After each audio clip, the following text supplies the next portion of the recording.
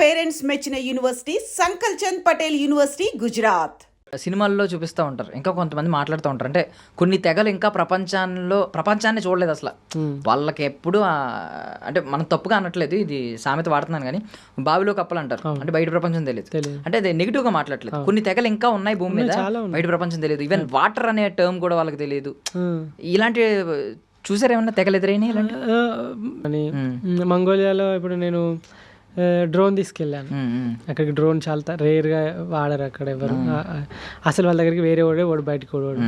అలాంటి ఒక 800 కిలోమీటర్ల డెజర్ట్ రైల్లో నేను డ్రోన్ తీసుకుపోయి డ్రోన్ ఎగిరేసినప్పుడు వాళ్ళు షాక్ అవుతారు. వాళ్ళ ఇల్లుని వాళ్ళు ఎప్పుడు పైనుండి చూస్తుంటారు కదా, అర్థమైందా? వాళ్ళ ఊరిని వాళ్ళు ఎప్పుడు పైనుండి చూస్తుంటారు కదా. వాళ్ళకి ఆ డ్రోన్ చూపెట్టి ఇట్లా కెమెరా ఇట్లా చూపెట్టి ఎగురుతూ ఉంటాయి అని ఓ చాలా హ్యాపీగా ఫీల్ అవ్వడం. వాళ్ళందరికీ అది వాళ్ళ మొబైల్ ఏమైనా ఉంటే కూడా వాళ్ళకి అవి ఫుటేజ్ ఇవ్వడము, అవన్నీ చూపెట్టినప్పుడు వాళ్ళు అసలు మనకు తెలియదు అలాంటిది ఒకటి. అండ్ నేను కూడా లైక్ ఇప్పుడు కొన్ని రెస్టారెంట్లలో ఇట్లా పోగానే అది రోబో వచ్చేసి ఫుడ్ తెచ్చిస్తుంది. ఇచ్చిన తర్వాత అది అట్లనే నిలబడి చూస్తూ ఉంటాను అన్నట్టు. అరే ఇదేంది ఇట్లా చూస్తాను, నాకు ఫస్ట్ టైం జపాన్లో ఏంది ఇంకా చూస్తాను పోతలేదు అని అంటే అక్కడ థ్యాంక్ యూ ఇట్లా దాన్ని క్లిక్ చేయాలి, థ్యాంక్ యూ అని చెప్పేసి క్లిక్ చేస్తేనే పోతాను. అంటే ఇట్లా క్లిక్ చేయగానే థ్యాంక్ యూ అని పోతుంది. నేనేమో అది చూస్తాను, అది ఇంకా పోతలేదని నేను చూస్తాను. లాస్ట్ ఆ పక్కన ఉన్న వాళ్ళు ఇట్లా క్లిక్ చేయపోతాను అంటే క్లిక్ చేయగానే పోయింది. సో లైక్ ఇవన్నీ different kind of experiences. Like టెక్నాలజీతో పోల్చుకున్నా లేకుంటే మొత్తం వెనక టెక్నాలజీ లేకుండా ఇండియా ఒక 100 సంవత్సరాల క్రితం ఎట్లుందో మంగోలియా అట్లా ఉండేది అన్నట్టు. కంబోడియా కూడా కొంచెం అంత డెవలప్డ్ కాదు, అది కూడా కొంచెం వెనకాల ఉన్న కంట్రీయే. సో ఈ యొక్క ట్రైబల్స్ని కలిసినప్పుడు ఇప్పుడు గుర్రం పాలు తాగినావు ఎప్పుడైనా? లేదు. నేను గుర్రం పాలు తాగినా. లైక్ ఒకసారి పాము తినాల్సి వచ్చింది, మొత్తం పాము మొత్తము, కొన్నిసార్లు తేలు. సో ఇలాంటి different kind of foods, different kinds of గుర్రం పాలతోటి వాళ్ళు అది చేస్తారు, ఉరుక్ అని అంటారు. అది ఒక పర్మెంటెడ్ ఆల్కహాల్ లాగా ఉంటుంది, ప్రోబయాటిక్ ఫుడ్ అన్నట్టు. అది డ్రింక్ కూడా ఉంటుంది, తాగితే ప్రోబయాటిక్ మస్తు ఉంటుంది, స్టమక్ హెల్త్ అంతా గట్ హెల్త్ చాలా బాగుంటుంది. అలాంటివి ఇప్పుడు కొరియాలో చూసుకుంటే కిమ్చి అని చెప్పేసి ప్రోబయాటిక్. మనం ఎట్లనైతే మనకు ప్రోబయాటిక్ ఉంది ఏంటంటే పెరుగు, మనం ఎట్లనైతే పెరుగు తింటాం వాళ్ళు ఎవరు పెరుగులు తినరు, అస్సలు తినరు, ఎవరు ఎక్కడ చూడలే నేను. సో అలా డిఫరెంట్ కైండ్ ఆఫ్ ఫుడ్లు కల్చర్లు ఓకే ఇవి ఇట్లా కూడా ఉంటాయి. అంటే ప్రజలు ఏదో ఒకటి తయారు చేసుకొని ఉన్నారు, ఒక్కొక్క కంట్రీలో ఒక్కొక్క లాగా ఉన్నారు అని చెప్పేసి. ఇప్పుడు కంబోడియా లాంటి కంట్రీలో కుక్కలను వియత్నాం కంబోడియా కుక్కలను కాల్చుకోగా చూసిన. కుక్కలు ఏంటంటే మన పైన మేఘాలయ పైన ఈ అటు సైడ్ నాగాల్యాండ్లో కూడా కుక్కలను తింటారు, పాములను తింటారు, మన వాళ్ళు కప్పలను అన్నిటినీ తింటారు. సో దట్ లైక్ అది మనం రెస్పెక్ట్ చేయాలంతే. ఎప్పుడు ఫుడ్ నుంచి గలీజ్ అని ఎప్పుడు అనకూడదు అన్నట్టు. ఇవన్నీ నేర్చుకున్నా, ఏది దొరికినా తినేసి, లైక్ మరీ అంత వైల్డ్ ఏం తినలేదు, బట్ ఏది దొరికినా తినేసి లైక్ సర్వైవ్ అవ్వడము, ఇలా కూడా బ్రతకొచ్చు అని చెప్పేసి. కొన్నిసార్లు ఒంటరిగా 1000 కిలోమీటర్ల రైడ్, ఇదంతా నేర్పిస్తుంది కదా లైఫ్. అంటే నువ్వు జర్నీ చేస్తున్నావు అని అంటే ఆల్వేస్ బస్సులో ఎక్కి ఫ్లైట్లో ఎక్కి సిటీలో దిగి టోటల్లో బండి ఆడున్న ఫేమస్ ప్లేసెస్ చూసి మళ్ళీ సిటీ ఎక్కి అట్లా కాకుండా రియల్ సైడ్ ఎక్కడ ఉంటుంది, విలేజెస్లో ఉంటుంది. రియల్ సైడ్ ఎక్కడ ఉంటుంది, రోడ్ల పైన ఉంటుంది. రియల్ సైడ్ ఎట్లుంటుంది, ట్రైబల్స్ ఇలాంటి ప్లేసెస్లో ఉంటుంది. సో రియల్ సైడ్ని ఎక్స్ప్లోర్ చేయాలంటే నువ్వు నడవాలి, లేకుంటే సైక్లింగ్ చేయాలి. కరెక్ట్. అంటే ఇప్పుడు ఎంత పెద్ద పెద్ద డిజైనర్స్ ఉంటారు, లైక్ ఇంటీరియర్ డిజైనింగ్ నేర్చుకున్న వాళ్ళు, ఎక్స్టీరియర్ వాళ్ళు, సివిల్ ఇంజనీర్స్ కావచ్చు, ఆర్కిటెక్ట్స్ కావచ్చు, వాళ్ళందరి డిజైన్ల కంటే గొప్ప డిజైన్ దేవుడు చేసింది కాబట్టి, నేచర్ కాబట్టి. స్వచ్ఛమైన మనుషులు, స్వచ్ఛమైన ప్లేసెస్ అన్నీ మనం ట్రైబల్ ఏరియాస్ కావచ్చు, విలేజెస్ కావచ్చు, అక్కడే చూడగలుగుతాం. సో మీరు ఈ ఎక్స్పీరియన్స్ అంతా బాగుంది. సో నెక్స్ట్కి వెళ్ళిపోతే మన భగీరథ గారి గురించి మాట్లాడతాం. మేము గాడు అంటాం, ఎందుకంటే మాకు వాడు అందరికీ తమ్ముళ్ళగా మాకు close. So first of all Bhagiratha గారు ఎలా పరిచయం అయ్యాడు, అలా ఎక్కడ ఫస్ట్ మీట్ ఎక్కడ? సార్ ఇండియాలో రైడ్ చేస్తున్నా కదా, కన్యాకుమారి అయిపోయింది, గోవా అయిపోయింది, లదాఖ్ అయిపోయింది. అయిపోయిన తర్వాత లదాఖ్లో ఒకసారి ఏంటంటే లదాఖ్ వెళ్తున్నప్పుడు ఒక రైల్వే స్టేషన్లో ఒక చిన్న కుందేలు ర్యాబిట్ ఇట్లా పిల్లలు పుట్టింది, తల్లి చనిపోయింది. దాన్ని తీసుకున్నాను అన్నట్టు. తీసుకున్నాక నాకు పెట్స్ పైన చాలా ప్రేమ వచ్చేసింది. అరే దీన్ని మనతో తీసుకుపోతే ఎలా ఉంటుంది అని చెప్పేసి అనిపించింది రైడ్కి. అయితే అప్పుడు నేను లదాఖ్ వెళ్తున్నా ట్రైన్లో ఉన్నప్పుడు నాకు అంటే లదాఖ్ వెళ్ళట్లేదు. సో లదాఖ్ రైడ్కి ఉన్న ట్రైన్ దగ్గర అది కనబడ్డది. సో దీన్ని తీసుకుపోవడం ఎందుకులే, చిన్న బేబీ కొంచెం పెద్ద అయినాక తీసుకెళ్దామని చెప్పేసి అని అనుకున్నా. సో నేను లదాఖ్ రైడ్ వచ్చేసే వరకు కొన్ని రోజులకు రోజు వీడియో కాల్ అట్లా చనిపోయింది వాడు. చిన్న ర్యాబిట్. పెద్దగా అయింది కొంచెం, చనిపోయింది వాడు బ్లోటింగ్ అయ్యి. ఇంకా తర్వాత మస్తు మస్తు ఏడ్చిన, మస్తు బాధపడ్డా, అయ్యో ఇట్లా అయిపోయింది ఏంది అని చెప్పేసి. ఇంకా నేనేం చేసిన, లదాఖ్లో ఈ లదాఖ్ అయిపోయి రైడ్ అయిపోయింది, రాజస్థాన్లో ఉన్న అప్పుడు ఫిక్స్ అయిపోయినా నేను నెక్స్ట్ రైడ్ కంపల్సరీ వాడి ప్లేస్లో ఒకరిని తీసుకెళ్ళాలి. సో మనకు ర్యాబిట్స్ అంటే అంత తెలియదు, కుక్కల చేతులలో పడితే నమిలి మింగేస్తాయి. డాగ్స్ తీసుకుందాము, ఏదైనా ఒకటి స్ట్రాంగ్ ఉండాలి, అది ఎనర్జెటిక్ ఉండాలి, ఎలాంటి రోగాలు రావద్దు అన్నప్పుడు జాక్ రస్సెల్ టెరియర్ బగీరా వచ్చేసి వాడి యొక్క బ్రీడ్. అది ఇండియాలో దొరకదు. బ్రీడ్ ఒకసారి చెప్పండి. Jack Russell terrier. ఓకే, ఎక్కడ దొరుకుతుంది ఎక్కువ? ఇంగ్లాండ్ బ్రీడ్ అది. ఓకే.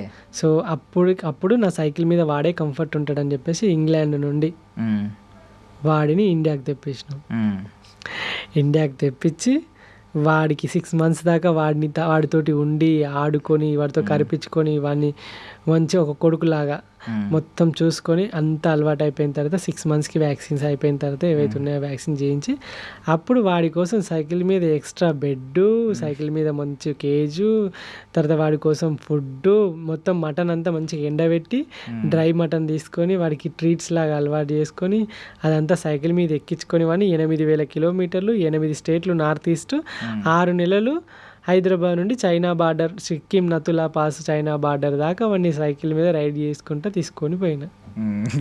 బట్ మీరు మోసం చేస్తున్నారు యూట్యూబ్ సబ్స్క్రైబర్లు అందరినీ. అంటే సోలో ట్రావెలర్ అంటున్నారు మీరు. సోలో ట్రావెలర్ మా భగీరగాడి వాడిచ్చే కంపెనీ కంటే పెద్ద కంపెనీ ఎవరిస్తారు అసలు? వాడు ఉంటే ఎంత బాగుంటుంది రైడ్లలో అనుకుంటా, కానీ మిగతా కంట్రీస్లో మీకు తెలుసు వీసాస్ ఉండవు. కొన్ని కంట్రీస్లో వేరే బ్రీడ్స్, వేరే స్పీసీస్, కొన్నిసార్లు మొక్కలు, సీడ్స్, మనోళ్ళు పప్పులు గిప్పులు తీసుకుపోతేనే పడేస్తారు ఎయిర్పోర్ట్లో.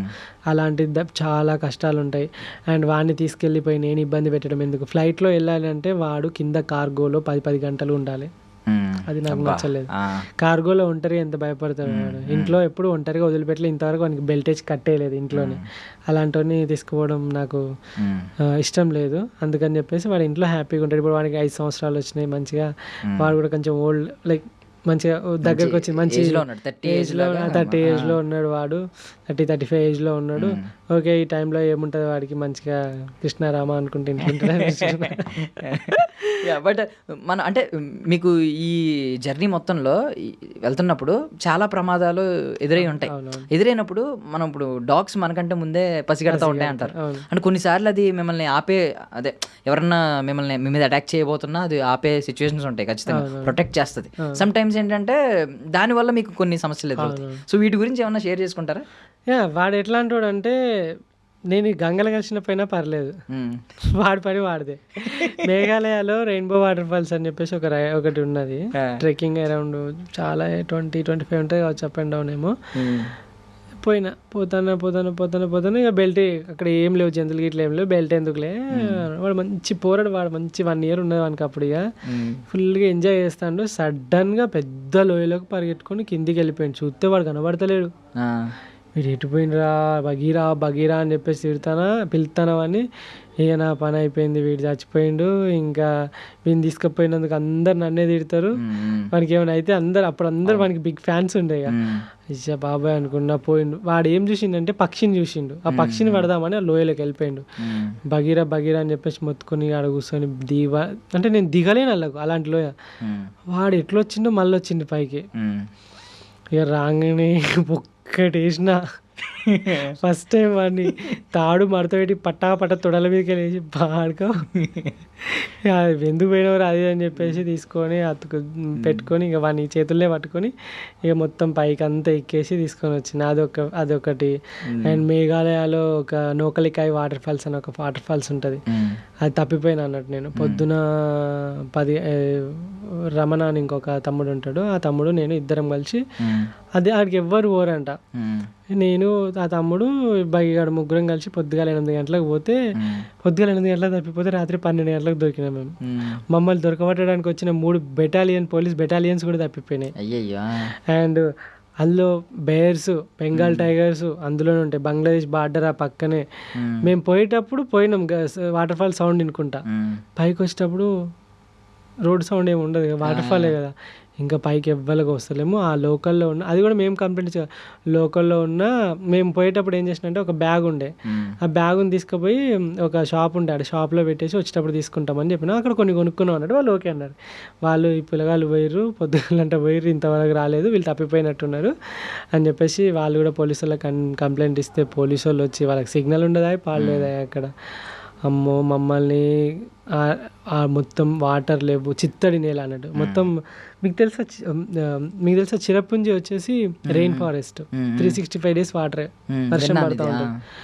అమ్మ వాళ్ళ వింత వింత పురుగులు జంతువులు, ఇంకా తిండి లేదు, వానికి తిండి లేదు, మాకు తిండి లేదు, నీళ్లు లేవు.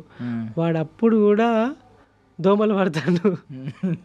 దోమలు ఉంటే టక్కున మింగుతాడు. వాడు ఈగలు దోమలు అంటే వాడికి చాలా చెడ్డకి టక్కున పట్టేస్తాడు. అబ్బా వీని ఎందుకు పట్టుకొచ్చినా, ఇంకా ఇలా మా లాస్ట్ డే అనుకున్నాము. కానీ ఫైనల్గా రాత్రి 11-12 గంటలకు పోలీసు వాళ్ళు రెస్క్యూ చేసి పోలీస్ స్టేషన్లో తీసుకుపోయి ఇంత చాయ్ ఒక బ్రెడ్ ఇస్తే అమ్మ ఎంత హ్యాపీగా అనిపించింది. అంతా తిరిగి వచ్చింది. అదైతే మోస్ట్ స్కేరియస్ట్ మూమెంట్ అన్నట్టు. కానీ వాడు అన్ని టైంలలో తోడున్నాడు. కానీ వాడున్నాడని మీకు మామూలుగా నార్మల్గా బైక్ల పైన సైకిల్ మీద పోతేనే కుక్కలు ఎంబడి పడతాయి, అలాంటిది వెనకాల వాడు ఉన్నాడని చెప్పేసి ఒకసారి నతుల పాస్ సైడే వెళ్తూ ఉంటే ఒక ఘాటి ఉంటుంది, మొత్తం ఘాటి ఉంటుంది. ఘాటిలో లారీలు పడతాయి అంతే, మిగతా వెహికల్ బైకులు గిట్లా ఏం పడవు. సో ఏంటంటే కుక్కలను ఎంబడి పడి వానికి పీకుతానే వాడిని, అంటే వాని బెడ్ని పీకుతానే వాళ్ళకెళ్ళి. నాకు స్పీడ్ దొక్కుకుంటా ఒక ఇట్లా టర్న్ అవుతా అంటే మొత్తం మన ఫెన్సింగ్ పెడతారు చూసిన దొడ్డుది, అది రాడ్ లాగా అది ఇట్లా పెట్టిరు. నేను అక్కడ పోయినా అప్పుడే ఆ కుక్కలు ఆడున్నాయి, అక్కడికి పోయినా అప్పుడే లారీ ఇట్లా టర్న్ అవ్వకుండా సైకిల్ని ఇట్లా క్రష్ చేసుకుంటూ వెళ్ళింది. ఆ రోజు నేను చచ్చిపోయాను అనుకున్నా, బగిగాడు చచ్చిపోయాను, నేను చచ్చిపోయాను అనుకున్నా. కానీ సైకిల్ వెనుక ఏమైందంటే వాడు మస్తు మొత్తుకున్నా నేను. ఇంకా వాడు ఇట్లా టర్న్ చేసి ఇదంతా వేస్తే సైకిల్ మన లారీ అవి ఉంటాయి కదా పైన పక్క డోర్లు, అవన్నీ ఇట్లా మన వాడి వెనుక బెడ్ని మొత్తం ఇట్లా దగ్గరికి క్రష్ చేసి పోయింది. ఇక వెంటనే సైకిల్ అక్కడ ఆపేసి, ఇప్పటికీ గుర్తుంది అది, మూవీని తీసుకెళ్ళడం చాలా డేంజరు, కుక్కలు వాడిని చంపేసి ఆగమా అని చేస్తే చేతులారిని ఏం చంపేసినట్టయితే. అండ్ బగీరా వాడు వచ్చేసి అగ్రెసివ్ బ్రీడ్, చాలా అగ్రెసివ్ బ్రీడ్. వాడు ఇంకా చంపేస్తాడు లేదా చేస్తాడు. ఇప్పటికీ వాడు దగ్గర ఒక 80 మందిని కొరికిండు. వాడిని ఎత్తుకున్నారనుకో వానికి మెంటల్ ఎత్తుంది, ఇంకా కొత్త ఎత్తుకోకూడదు అసలు, ఎవ్వరు ఎత్తుకోదు, ముట్టుకోదు. వాడిని తల మీద చేస్తే వానికి మొత్తం బీపీ రేజ్ అవుతుంది. వాడు single owner and alpha male dog అది. సో దట్ ఇలాంటి డాగ్స్ ఏంటంటే ఓనర్ అని ఒకనే అనుకుంటే మిగిలిన వాళ్ళకి ఎవరికి అంత పర్మిషన్ ఇవ్వవు. ఈవెన్ మా పండుకున్నప్పుడు మా అమ్మ చెల్లి ముట్టుకున్నా అంటాడు. ఇప్పుడు క్లోజ్ అయిపోయిండు, ఇప్పుడు తగ్గింది అగ్రెషన్. కానీ అప్పట్లో చాలా అగ్రెషన్ ఉండే. ఎవరైనా క్యూట్గా ఉన్నది అని అంటే అమ్మో మీ దండం మీద ముట్టుకోకూడదు అని అంటారు. అయినా ఎత్తుకున్నారంటే రక్తాలు గారి కింది దింపుతారు అంతే. ఏంటంటే వాడిని టచ్ చేయాల్సిన ప్లేస్లో వాళ్ళు ఏం చేస్తారంటే ఇట్లా పట్టుకొని పిసికేస్తారు డాగ్స్. అంటే బ్రీడ్ వచ్చేసి హంటింగ్ బ్రీడ్, ఫాక్స్ హంటింగ్ కోసం ఇంగ్లాండ్లో యూజ్ చేస్తారు అన్నట్టు. అంత అగ్రెషన్ ఉన్న బ్రీడ్ ఫాక్స్ హంటింగ్. మీరు చూస్తే యూట్యూబ్లో జాక్ రస్సెల్ టెరియర్ అంటే పాములను పెద్ద పాములను చంపేసి కొరికేసి ముక్కలు చేసి ఉంటుంది. అండ్ ఏనుగుల మీదకి ఫైటింగ్ పోయి ఉంటాయి, యూట్యూబ్లో వీడియోస్ ఉంటాయి. సో ఇక వాడి గురించి చెప్పిన పొద్దున్న దాకా చెప్పిన అయిపోతుంది. వాడు మీకంటే స్ట్రాంగ్, ఇప్పుడు అర్థమైంది నాకు. ఓకే నేను ఏదో అనుకున్నా కానీ నార్మల్ బ్రీడ్ అని. ఇప్పుడు నువ్వు అన్నావు, నేను ఉంటే తెచ్చుకొని పెట్టుకుంటా, నువ్వు రక్తం కారకుండా దింపేసి ఆడ కూర్చుంటాడు. బట్ వెరీ క్యూట్ అసలు, వాడు నిజంగా చెప్తున్నా వెరీ క్యూట్ ఉన్నాడు అసలు. ఓకే సో బగీరా గాడి నుంచి బయటకు వచ్చేద్దాం మనం. ఓకే బాగుంది, ఇప్పుడు దాకా ఇక్కడ దాకా వచ్చారు.